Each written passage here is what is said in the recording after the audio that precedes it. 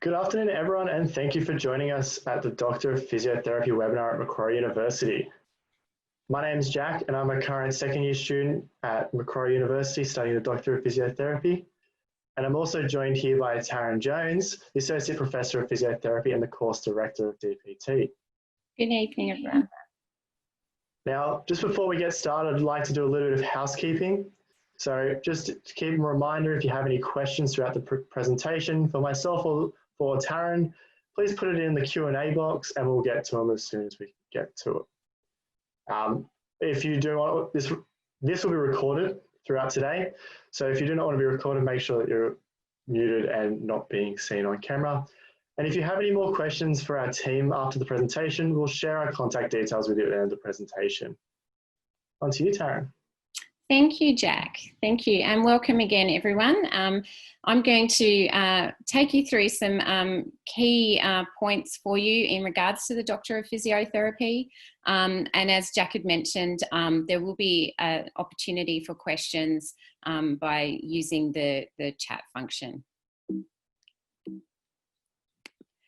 So the Doctor of Physiotherapy at Macquarie is a master's level degree. It's actually an extended master's. And so it goes for 3 years as opposed to our standard 2-year master's program. So it's an Australian Qualifications Level 9 program. And across the 3 years, we cover 240 credit points. Currently, we offer full-time study only. So you'd be studying full-time for 3 years. The Macquarie University Doctor of Physiotherapy is the first and currently the only Master's Extended Doctor of Physio program in New South Wales. This is very useful in aligning our course with international qualifications. So for North America particularly, if you were to practice physiotherapy in the United States of America, you would need a Doctor of Physiotherapy as a minimum standard of application for accreditation in North America. It's seen as the pinnacle of pre-registration physiotherapy study globally. We take a mid-year intake. So we take one intake in a year, and our intake is actually not running with the calendar year, but instead running in the middle of the year. And we do this for a couple of reasons. Firstly, it's good timing for our international students to come across, timing with the North American school year for entry and European year. But most optimally, it actually offers our graduates really great work opportunities in Australia with a mid-year graduation. So mid-year is often where there's a lot of good employment opportunities that come up, both within public health systems where there's often a need for more physios to deal with winter bed strategies and the like. But also it's a time when a lot of physios take leave, there's lots of locum opportunities and things like that. So it offers our graduates really golden opportunities to get some employment as jobs come available in the middle of the year. It's also the best valued Doctor of Physio currently in Australia. So our fees are currently lower than both the other Australian DPT programs, which are based at Bond and at the University of Melbourne. And our annual tuition fees are often lower than most of the other major competitors in terms of their master's programs. So that's always important. The other key thing that we see as very important to our program is the amount of clinical placement exposure you get across the course. So we complete over 1,000 hours of clinical hours across the course, which is really important, particularly for overseas credentialing. But we see it as really important in enhancing your study, in integrating clinical placements strongly with academic units across the whole 3 years of the course. We offer some innovative and different opportunities, particularly in the later part of the course, which other programs don't have. So in our third and final year, we have the opportunity for some students to undertake specialty internship opportunities. We have sports internships with key partners such as Sydney FC, Manly Sea Eagles and the GWS Giants. We also have internship opportunities in rehabilitation, in paediatrics and lymphedema. And internships are where you're much more embedded within a facility or organisation undertaking both clinical and research activities. We also offer some international placements for our final year students as well, so placements in India, Ghent and the UK. Obviously, these have been temporarily disrupted due to the COVID-19 emergency.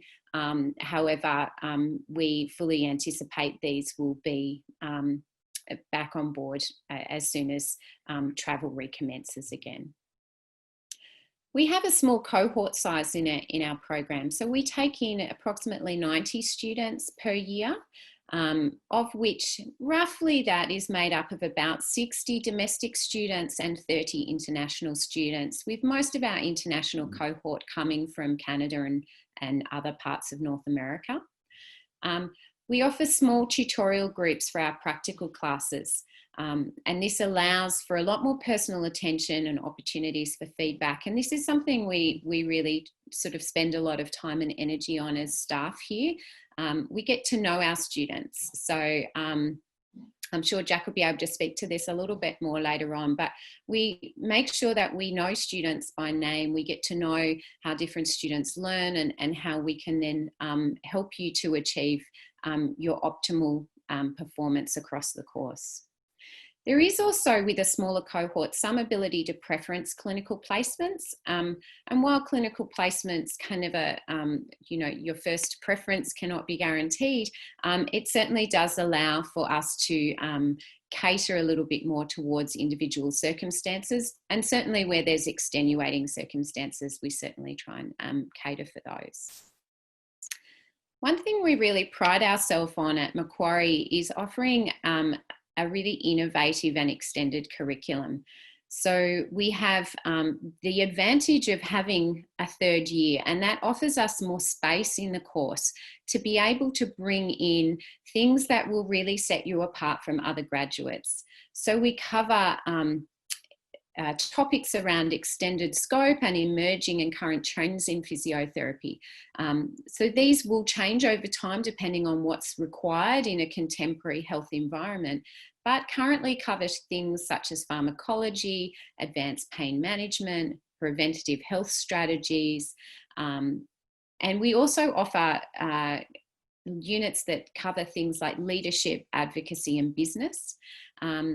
We work in an environment too where we deal with innovative assessment tasks as a big part, particularly in the second half of our program. So really thinking about enhancing your clinical skills with really innovative and future focused assessments that really build things like digital literacy skills. So students complete assessments like podcasts, infographics, and other digital sort of web-based assessments to really enhance your your holistic skill base.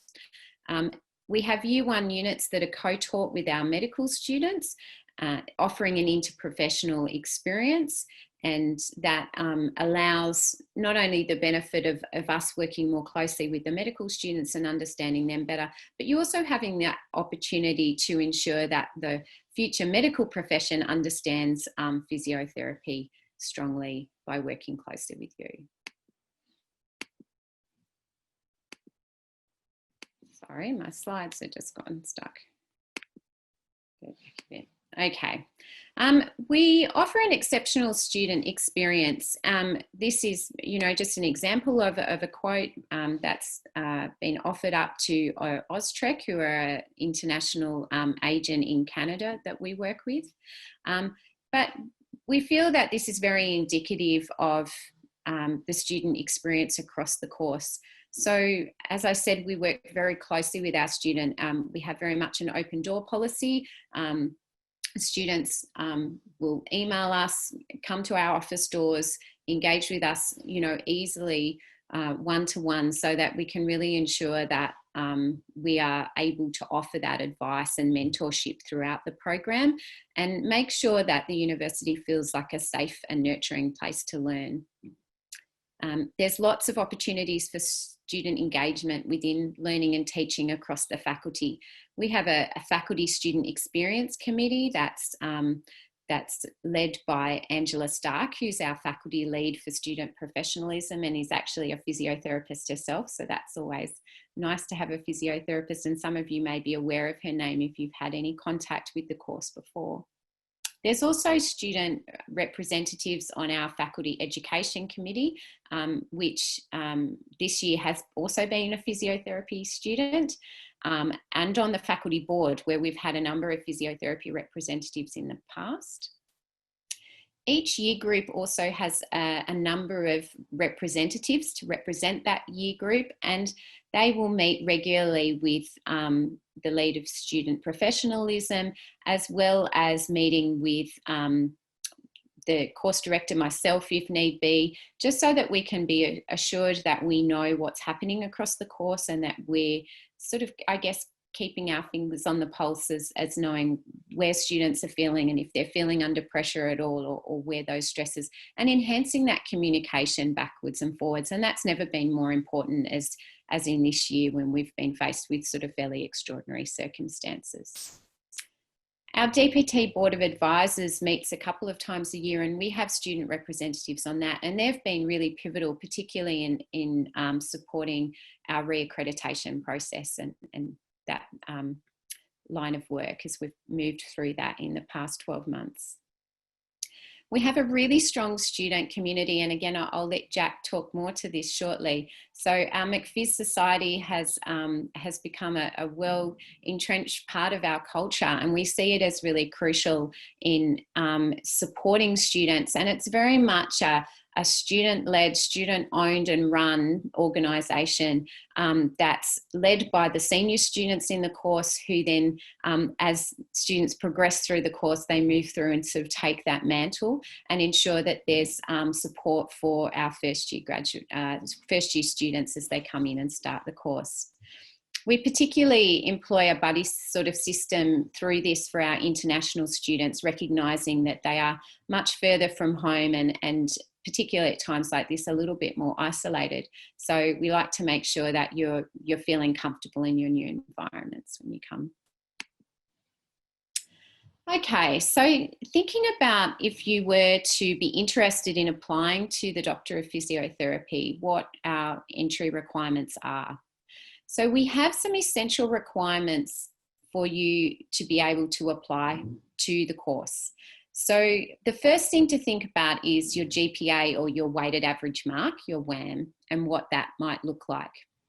So a minimum requirement to apply to the course is a GPA of 4.5 out of 7, which equates to a WAM of 60. So you have to have a weighted average mark across your previous study of 60 or higher in order to be eligible to apply.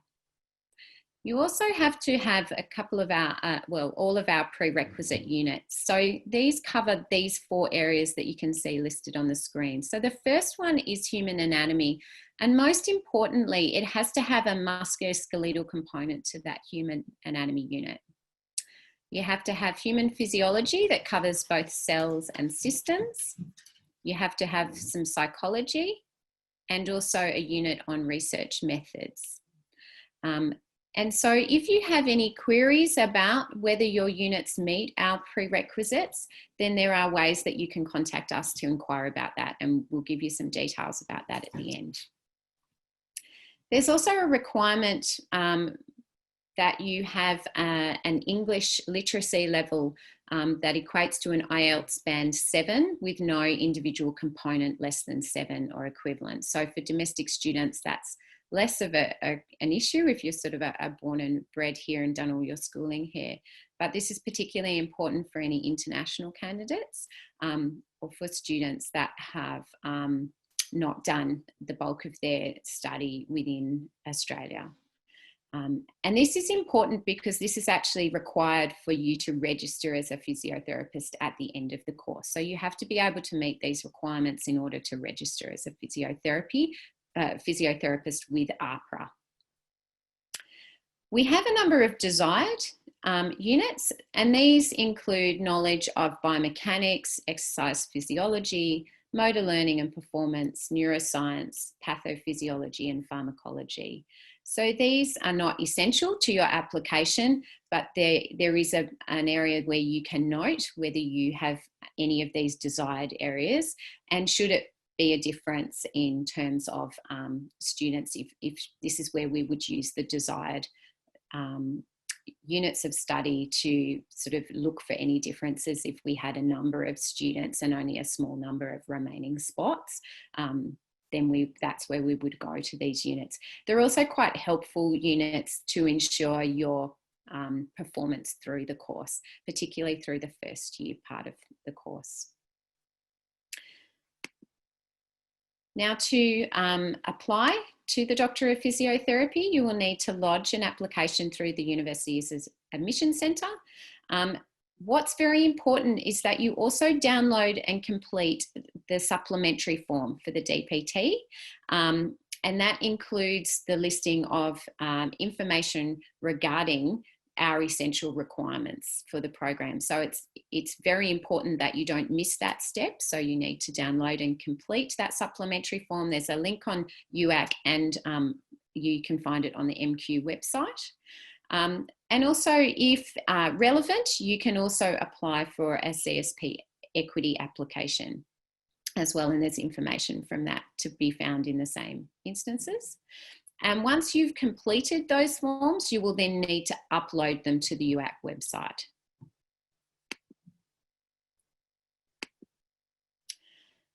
So important dates, it's important to remember that we only have a mid-year July intake. So our first, our intake is only for session 2 each year. So if we're looking towards the next intake, that will be session 2 in 2021. So if your course that you're currently in finishes at the end of this year, then it's a good opportunity for you to take a breather, to maybe get some work and some finances behind you before commencing your study in July. For domestic applications, the 2021 applications will open to you on the 2nd of September, and they will close on the 31st of January 2021. Applicants who wish to be considered for early offers, so we do a round of early offers, you must have submitted your application, including your supplementary form, by the 31st of October 2020 in order to be considered for your early offer. For any international applicants, applications are done on a rolling offering system, and you can submit your application via Macquarie International, with rolling offers extending up until the 31st of January 2021. And I'm going to hand over to Jack now. And again, if you've got any questions related to that, to the information you've been given so far, please post them in the chat and we'll get to them after Jack's spoken. Thank you, Taryn. So basically what I wanted to do is tell you about myself and why I chose Macquarie and what I've enjoyed about it so far. So as I've said before, my name's Jack. I'm currently at the end of my 2nd year, the Doctor of Physiotherapy here at Macquarie. I did a degree in sport and exercise science prior to coming to Macquarie.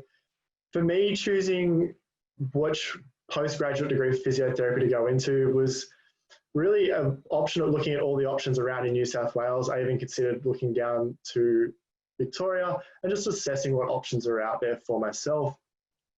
And I did a lot of investigation to try and find out why these might suit me best, or what is the best thing for me. And I spoke to quite a few physiotherapists out in the field. I spoke to ex-students. I spoke to some academics around, went to some open days, and I really just sort of fell in love with the smaller cohort and the engaged environment that everyone spoke about. Everyone I spoke to, no one said a single bad word about it. So it was quite sort of uplifting, and sort of something you wanted to aspire to get to is the fact that everyone that you've spoken to about this degree loves it and cannot say a bad word about it. Being the 3-year course as well didn't seem to worry me too much. I like the idea of being able to get that little bit more experience and having those slightly greater opportunities that we could get offered, like the internships, being able to do the amount of hours that we get as well. And just getting the overall accreditation there was really important to me and sort of led me down the path to go to Macquarie. I think the other thing that has sort of built up my enjoyment of it and desire to go to Macquarie was actually being able to get access to the hospital and the facilities that we get access to as well at Macquarie. So we can go and use simulation labs in the clinic building as part of our classes. And it sort of leads into the classes that we do have. Like Taryn said before, our classes are quite small in comparison. So you're looking at, like, currently for my class, we had a max of 20 before everything shut down and went down to a group of 10. But it's quite intimate. So you are getting that face-to-face with all the academics and teachers so that you can ask them questions. You can get a hands on a body quite early. So I was finding that in class, we were doing some sort of practical skills within the first couple of weeks of when we started, which is an amazing experience to really get into it and start to do what you really want to do, and build up those skills there. And that's, for me, sort of built up the highlights of the program, is being able to go out and have these amazing experiences. Going out on placement in our third semester, we spent a whole semester out there, 15 weeks out on full-time placement. And I had some great experiences getting to see things that you just would never see before, getting to see the difference between a textbook example and a real-life patient in front of you, and seeing these positive effects that you can have and sort of the positive exposure it brings back on yourself there. And it's just sort of kept bringing back those important things to me and building upon those. As Taryn said before, we've got a really good communication network with the academics. So if I need to go and ask a question, I will pop into one of our lecturers' offices and just have a chat, try and figure out what's going on, send them an email. I'm actually a student rep for our year as well. So I've sat down with Ange and being able to have these conversations about where we're standing as a cohort and being able to see the changes from suggestions we make being implemented. And it has happened numerous times for us. There's little things that may have not been as noticeable, but among the student cohort sort of gets murmured around and whispered around. It can be brought to light and addressed in a bigger forum, which is really helpful. As Taryn said as well, our student society, I'm actually the current president of the McPhys Society. And I think, especially since this year, since everything sort of has changed in the world, I'm really proud of how we've gone about sort of keeping everyone engaged. So we like to do engaging activities with every year. We like to see the DPT community as a big community.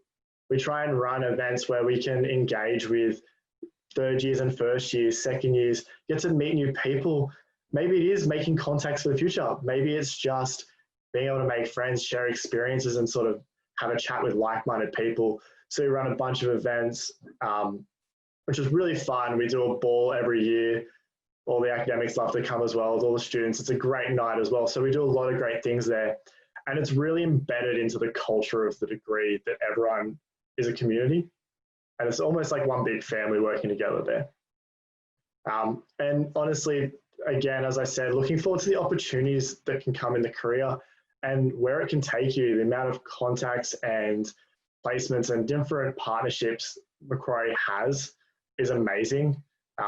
Like you would have seen earlier with internships, seeing partnerships with GWS and Sydney FC and the lymphedema clinics and ARC, like this stuff is stuff that you really want to do. It's coveted positions and you get this experience and then propel you down the future from there.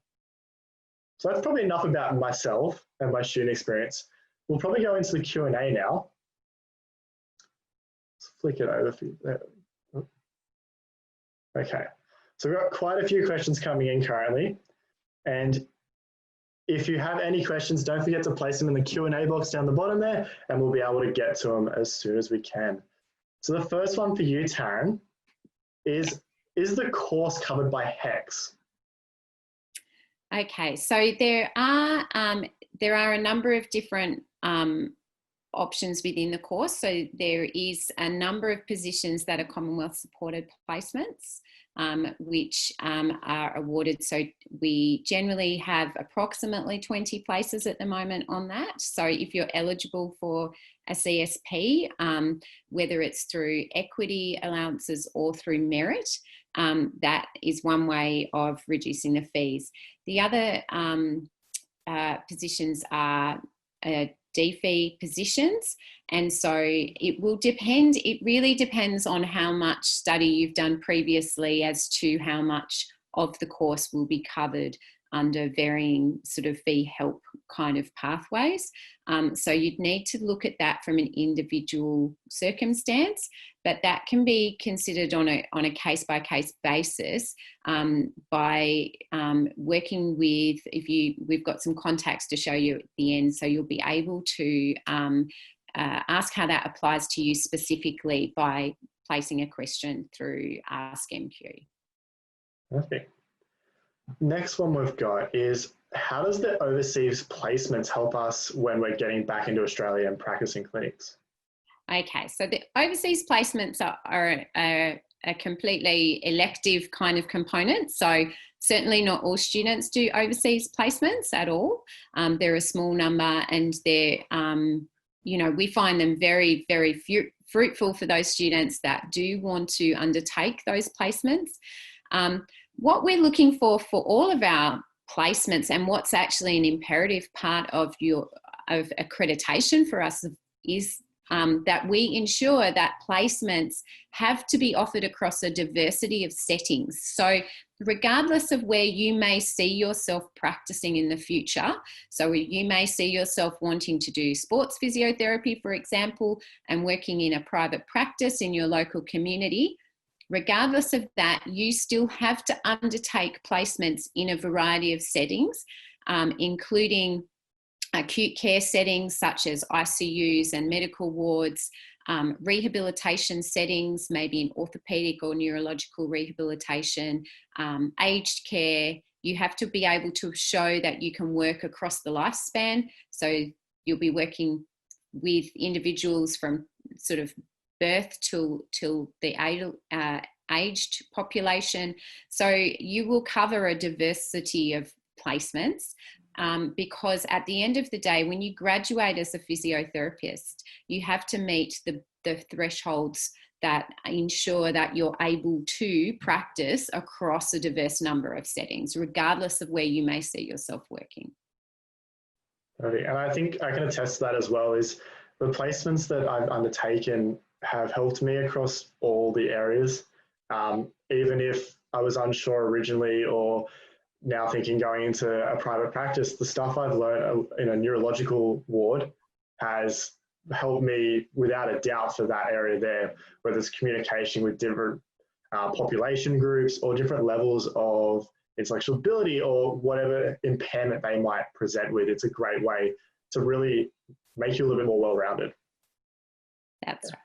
Yeah, it certainly is. It's important. Definitely. Next one for you, Taryn. What do you do if you do not meet the GPA requirements?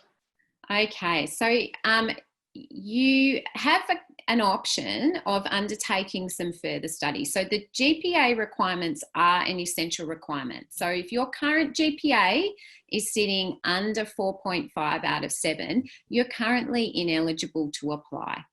But what you can do is you can do some further study to increase your GPA.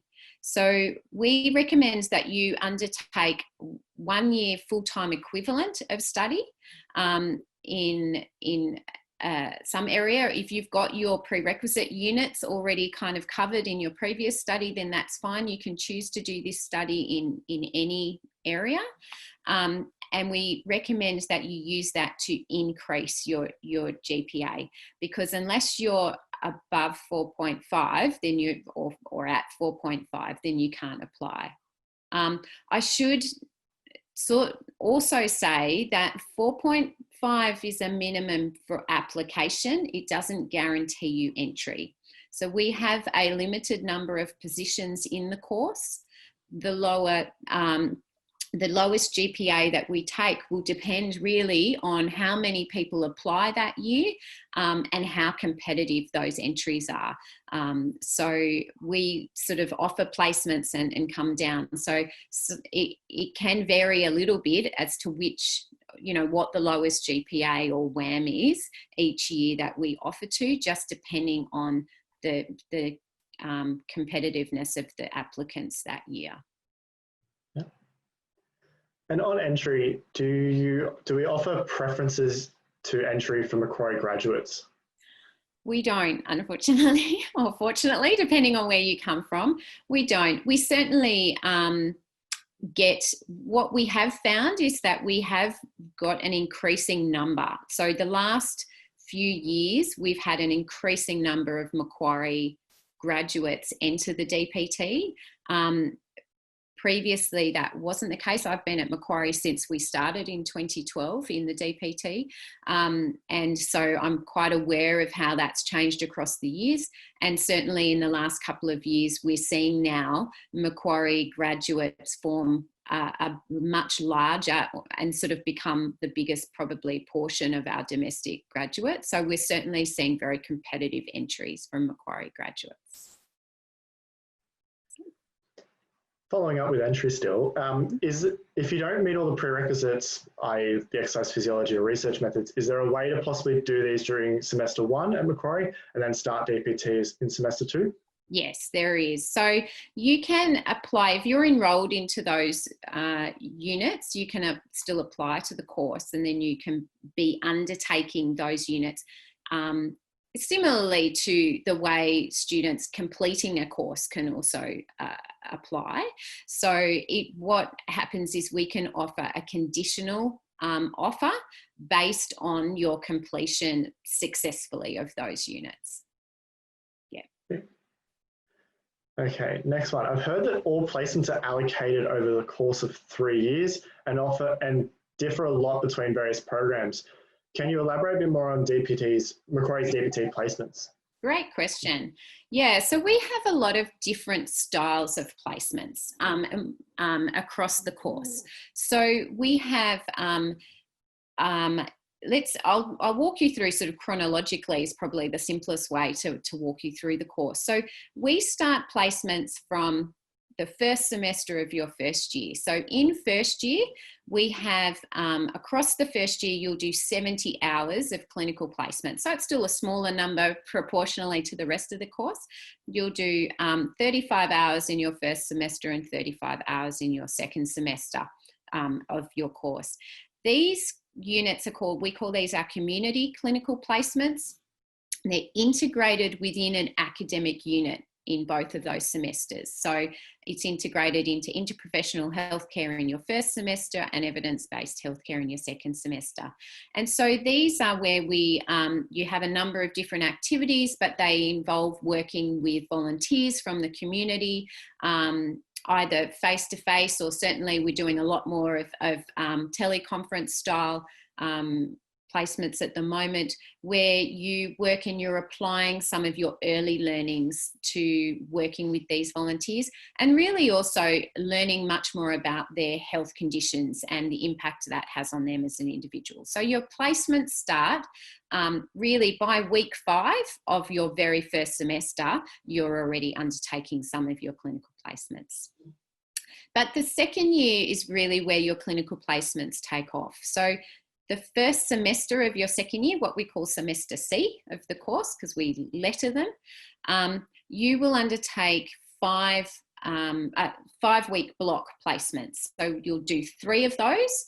You'll do 1 in an acute care setting, 1 in a primary care setting, which is predominantly in a private practice, and 1 in a rehabilitation setting, whether that's an orthopedics, gerontology, neurological rehab, those sorts of things.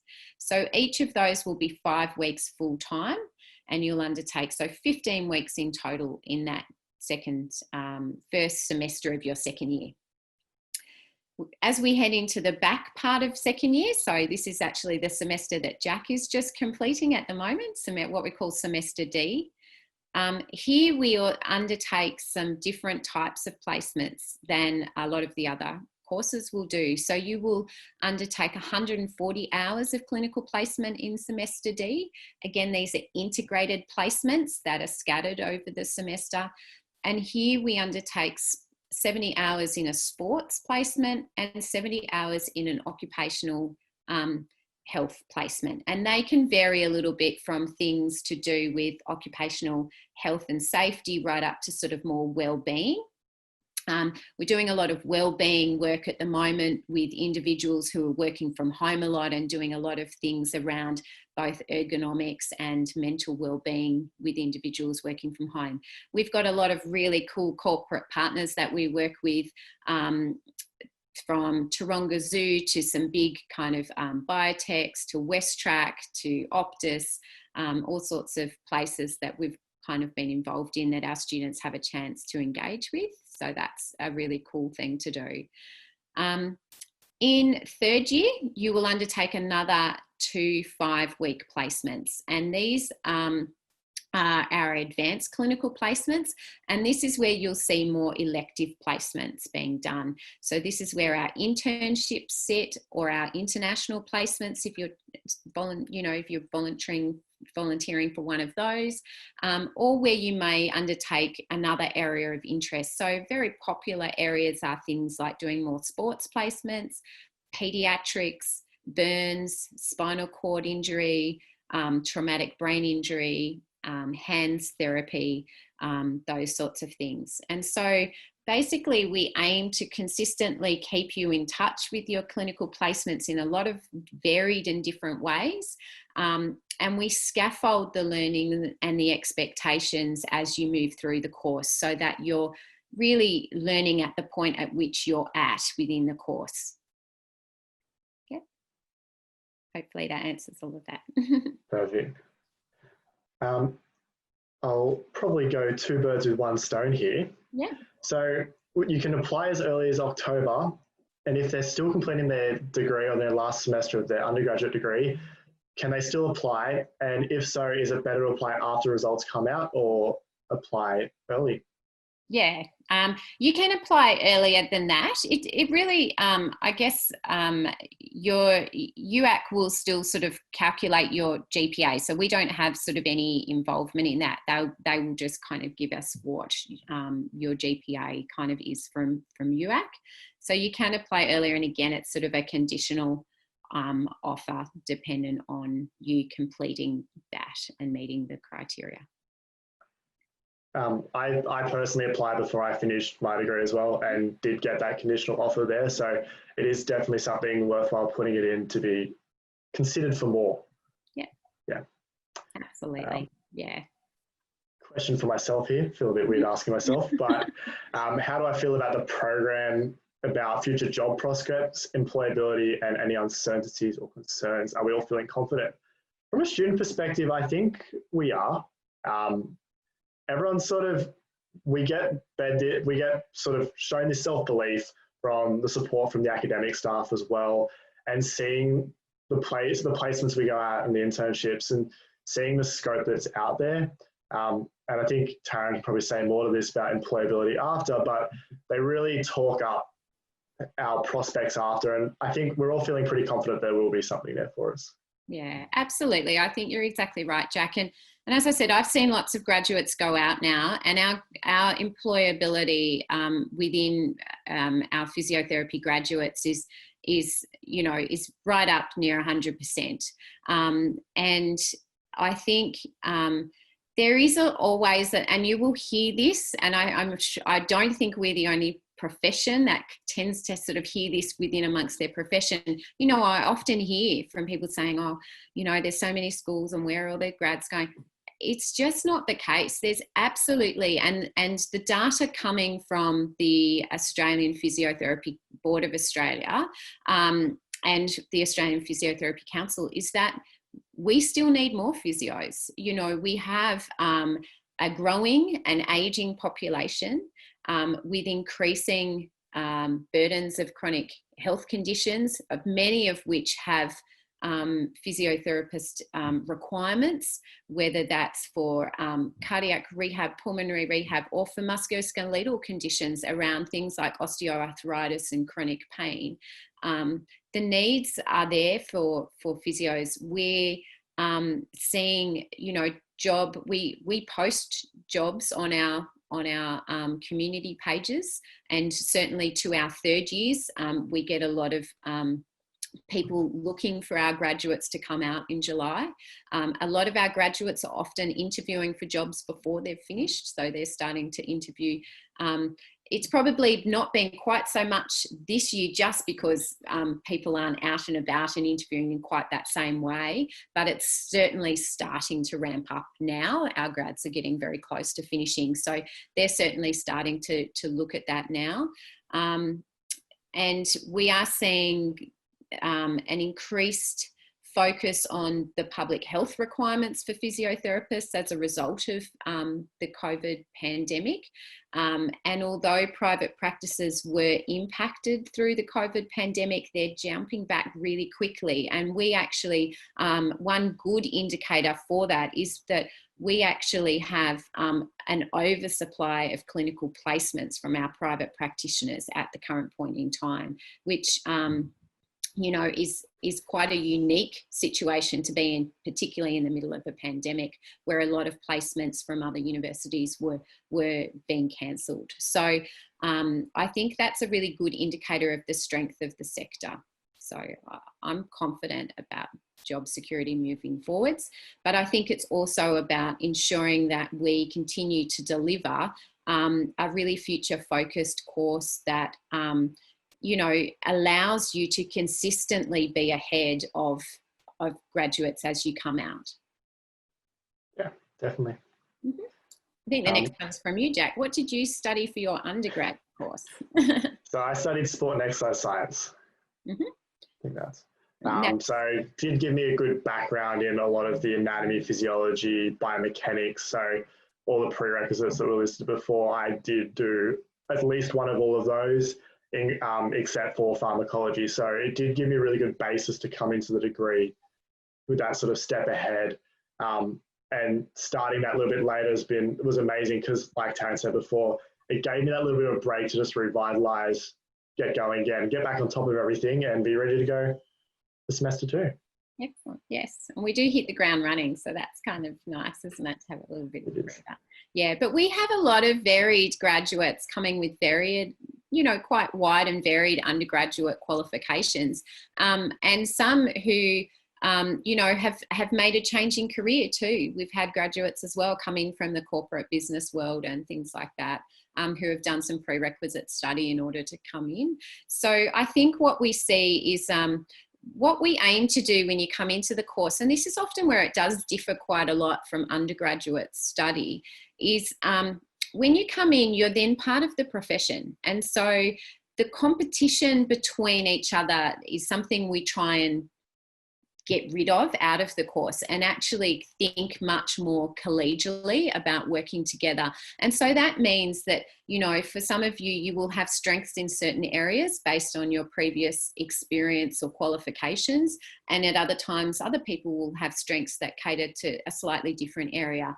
And really what we want to try and do is draw that all together and use that experience as a group to ensure that we're lifting everybody up. Because at the end of the day, you work through a course and in 3 years you come out as physios who are going to be working as colleagues, as our colleagues, and as professionals. And so, you know, it's about sort of, we work very hard on really building that culture within the course and sort of really optimizing that sort of collegiality.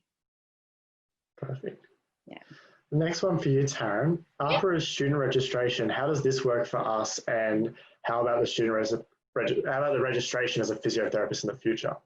Yeah, so you're registered as a student when you come in. So we send the paperwork off to APRA, basically a list of our of who's enrolled in our course. So we have a student list that sits with APRA. When it comes time to complete your studies, so we're currently working through this process with our third years at the moment.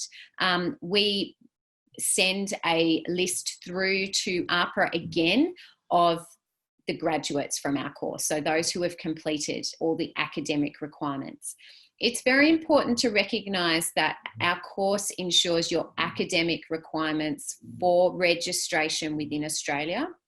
There is still a requirement for you to meet the other requirements of registration, and that sits around things like your criminal record history, your English literacy levels, and various other kind of requirements around your ability to practice as a physiotherapist. So we ensure the academic requirement, which is certainly the biggest kind of part of that probably.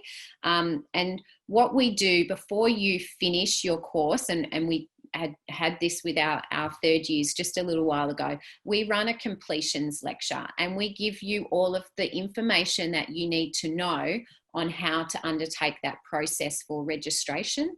The other nice thing about registering in the middle of the year is that it's a lot quicker because there's less graduates going through and needing ratification by the board to become registered.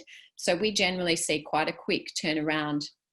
Once our results are ratified and the final go is given from us to APRA, then if your paperwork has been submitted for all of your identity checks, etc., then the process should be fairly quick.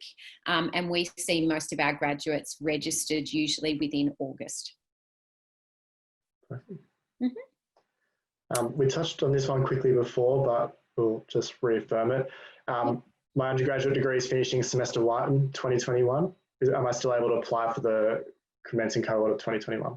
Yeah, so similarly to before, you can certainly apply, and it would be a conditional offer based on you successfully completing those units. So it's a fairly common place. Yeah. Perfect. Yeah. As a Year 12 student, is there any undergraduate courses you would recommend to complete? Okay, that's a really good question. Tom, I think, asked that one. So, yeah, so great question, Tom. What I would recommend, GPA is gold. So what I would recommend is that you think about doing a course that plays to your strengths, something that you will enjoy and something that you think you'll do well in, because they're the courses you're going to achieve better results in, and that will enhance your GPA or your WAM. So that's certainly what I would recommend first and foremost. Your prerequisite units will need to be done somewhere. So most people obviously look at those prerequisite units as part of their undergraduate course. But if they're not the sorts of units that are offered within the course that you select because of the course structure, then you can undertake those units outside of your course. So some students might take additional open units in their summer sessions while their other course isn't running. Some will do them following the completion of their main course. Many, of course, do them as part of their undergraduate course. But first and foremost, I would certainly recommend that pick something you like, pick something you enjoy, and that will ensure that you perform best in terms of your GPA, because that's the thing you kind of have to protect the most. And that's what makes you competitive, because physiotherapy is a competitive entry course. Next one for you, Taryn. Yes. From Michael, was interested in support for physiotherapists coming back to university to study DPT as a mature age student. Can a Bachelor of Applied Science physio with many years experience benefit from this program? Okay, so so generally we haven't had any physios that are currently accredited within Australia or registered within Australia coming back into the course. It is a pre-registration course. So if you're already registered, then a lot of the course is going to be stuff that you know, because you're going to have to, so it kind of would not be probably the right course if you're already registered in Australia. We do have a number of physiotherapists coming in from other parts of the world who require a qualification in Australia in order to practice. So it probably wouldn't be the right part of that. I know I have been asked that a little bit in the past. Most of the time that's the attraction of some of our third year units, that things like leadership, business, etc. There is a likelihood in time that we will be looking towards there is a move from universities across the board towards micro-credentialing, which means sort of credentialing small components of courses. Sometimes this is done so that people can pile them all up to do a sort of a qualification in time. It's likely that if we are looking at any micro-credentialing, that it will be those sorts of things that kind of are different about our course. So that might be a better option to look for in the future. It's not currently underway or on the books because we're still trying to obviously cope with the impact of COVID and a number of other things at the moment that have not made that sort of feasible for us to sort of start that. But it's certainly being discussed. And I know we're not the only university doing that. So I probably wouldn't suggest, it's not something we would generally recommend that a physio who's already registered undertake the course, because it's the other option would be to look at something like maybe coming into a Masters of Research, because research can be broad in the broader scheme of things, and so it could incorporate something else that maybe you're interested in if you were looking for some further kind of enhancement of your skills or training. Maybe it might be a good question for Ange directly. So maybe, email me or Ange directly sort of outside of this forum. Okay. Now, just before we get to the next question, I want to let you know that there will be a poll popping up on your screen in a second. We'll continue to answer questions as you go, but if you would like, and feel free to please answer this as you're going. Yeah. So next question for you, Taryn. What's the main difference between this Doctor of Physiotherapy and a standard Masters of Physiotherapy? Okay, so basically it's to do with volume of learning and the extension of your sort of learning within the course.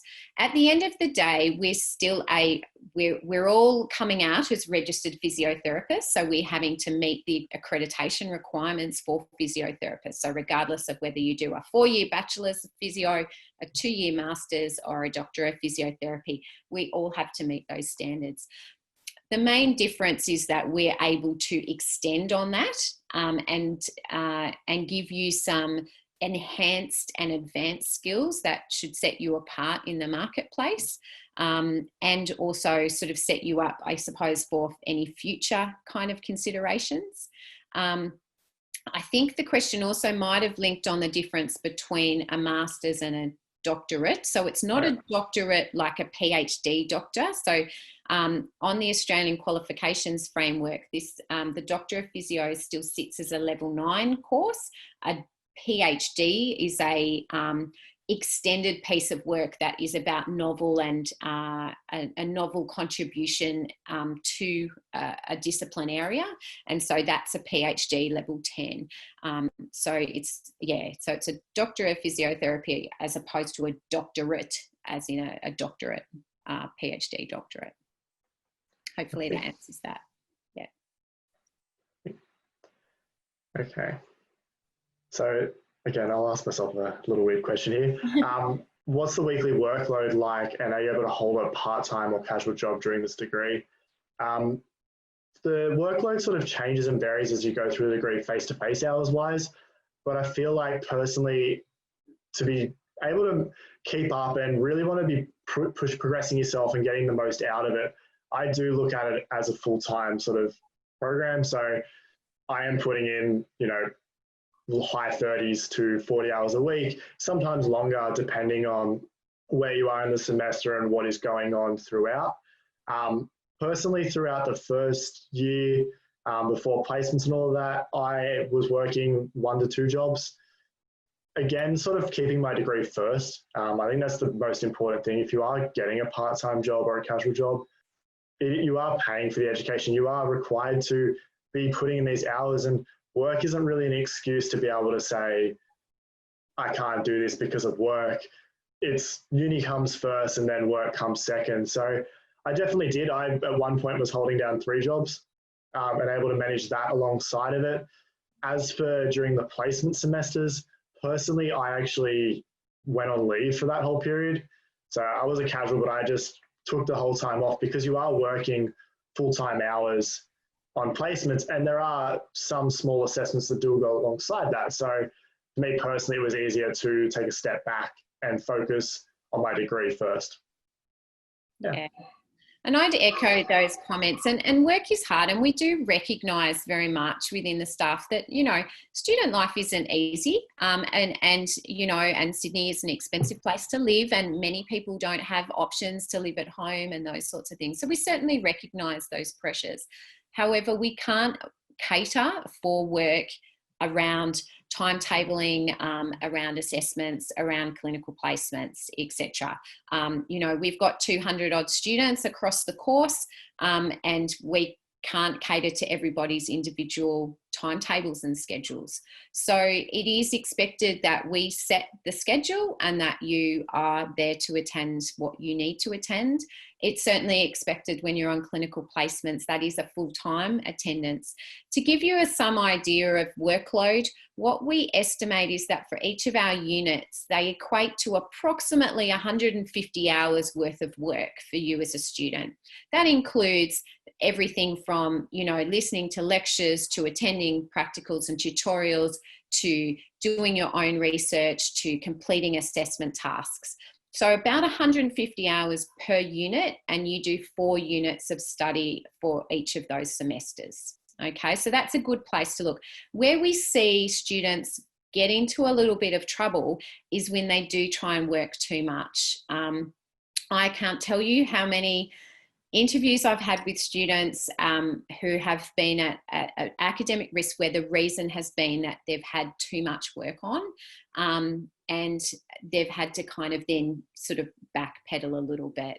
So obviously we recognise everyone's circumstances are different, but I would certainly consider, exactly as Jack has said, you know, it's not an easy degree to get into. So when you're in, you know, you want to do well, you want to come out being a great physio, you know, not one that's scraped by. And we do have a fairly strict academic progression policy as well. Okay.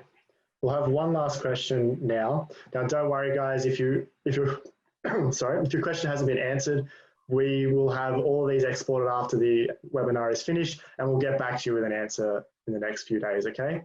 Last question here. So I'm an overseas physiotherapist, and I'm living in Australia with my husband. We're not actually permanent here, but is there any chance to study the Doctor of Physiotherapy with scholarships and work there?